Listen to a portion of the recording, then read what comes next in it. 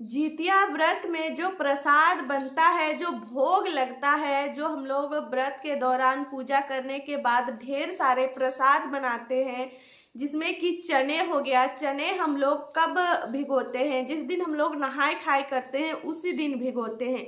तो आज है जितिया का नहाय खाए का दिन। तो मैं आशा करती हूँ आप सभी बहुत अच्छे से जितिया व्रत की तैयारी शुरू कर दिए हैं। आज से ही जितिया व्रत की तैयारी हो रही है, क्योंकि आज नहाय खाए का दिन है।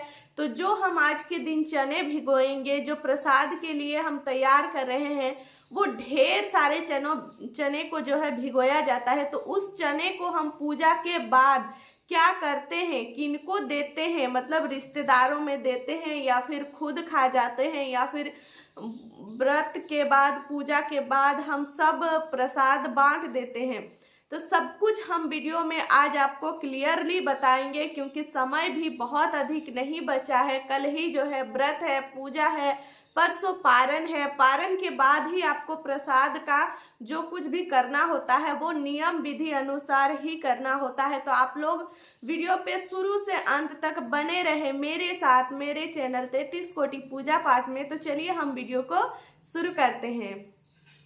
नमस्कार दोस्तों, हर हर महादेव। कैसे हैं आप सभी? आशा करते हैं आप सभी बहुत अच्छे हैं और जहां भी हैं ईश्वर से जुड़े हुए हैं। तो आज है जितिया का नहाय खाए का दिन। तो बहुत ही शुभ दिन है। मैं आशा करती हूँ आप सभी बहुत धूमधाम से, बहुत शौक से, बहुत उत्सुकता से आप लोग व्रत की तैयारी में जुट गए होंगे, क्योंकि आज ही वो दिन है जब हम अपने आप को स्वच्छ करेंगे, पूरा क्लीनिंग करेंगे, घर की स्वच्छता, अपने अंदर की स्वच्छता।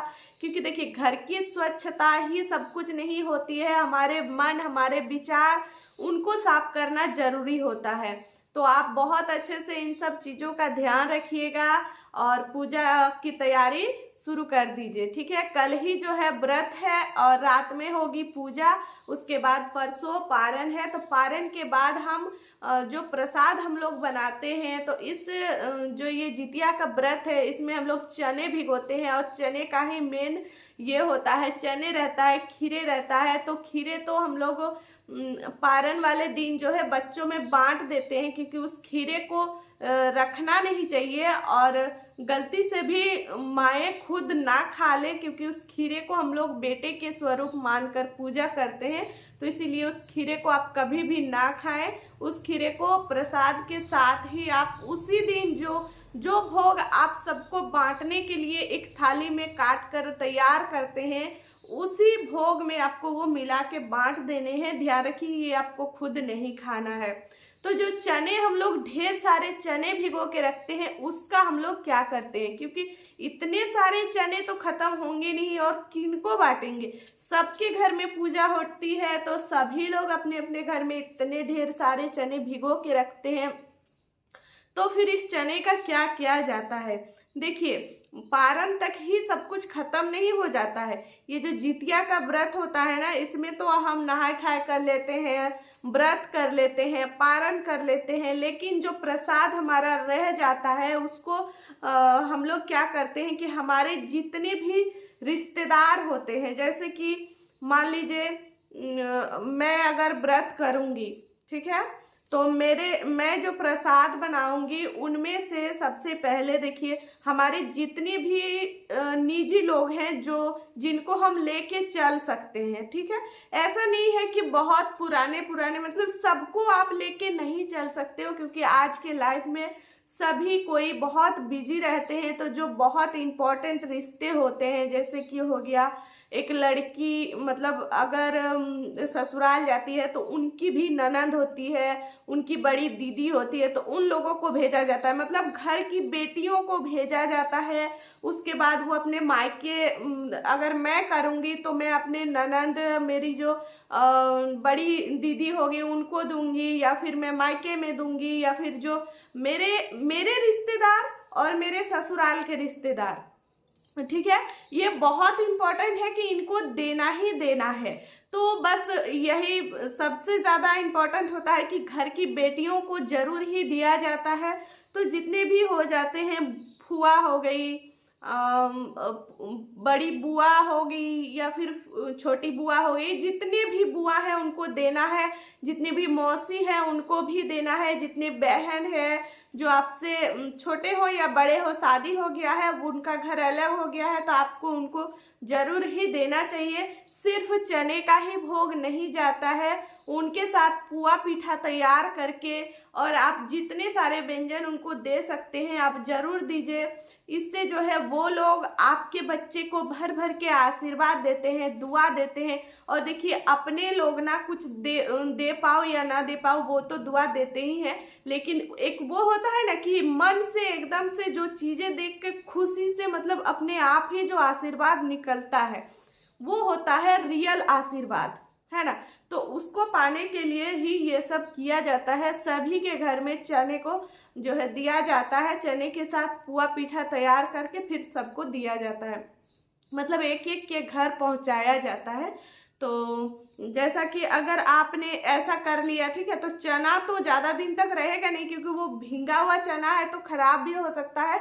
तो आपको क्या करना है, पारण वाले दिन जब आपने भोग लगा लिया, जितवाहन जी को भोग लगा लिया, उसके बाद वो जो चना है उसको आप धूप दिखा दीजिए, धूप दिखा दीजिए। उसके बाद जब जब आप जिनके जिनके घर जाएंगे उस टाइम पे क्या कीजिएगा, मतलब व्रत पार हो जाने के बाद ना आप उसको कैसे भी पका के खा सकते हैं, ठीक है।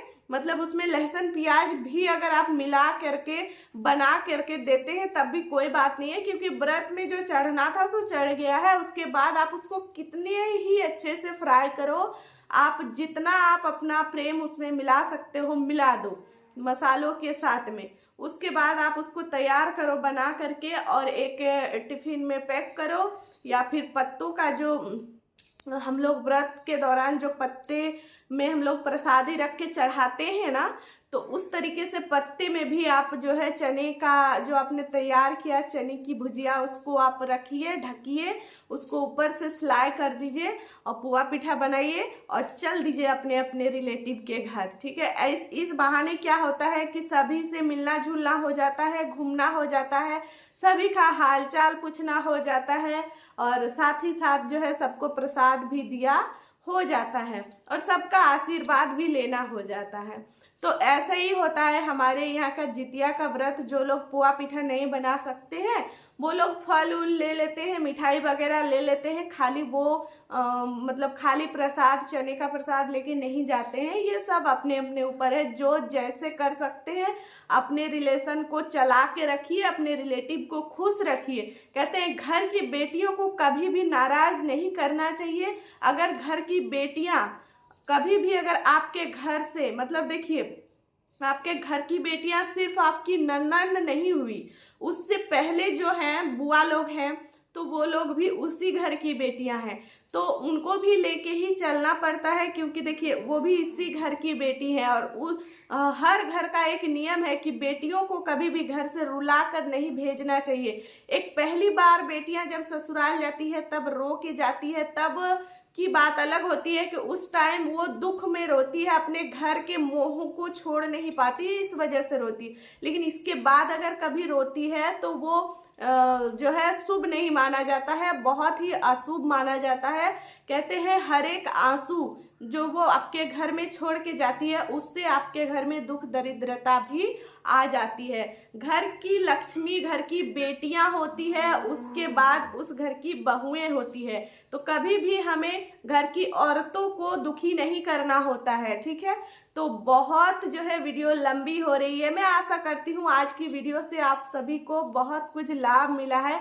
आप लोग भी कमेंट में हमें बताइएगा कि जितिया के बाद आप लोग प्रसाद का क्या करते हैं, क्योंकि हर जगह पे अलग अलग नियम है, अलग अलग तरीके से उसको बांटा जाता है। कौन क्या करते हैं हमें जरूर बताइएगा। ये मैं अपने घर के रीति रिवाज आप लोगों को बता दी।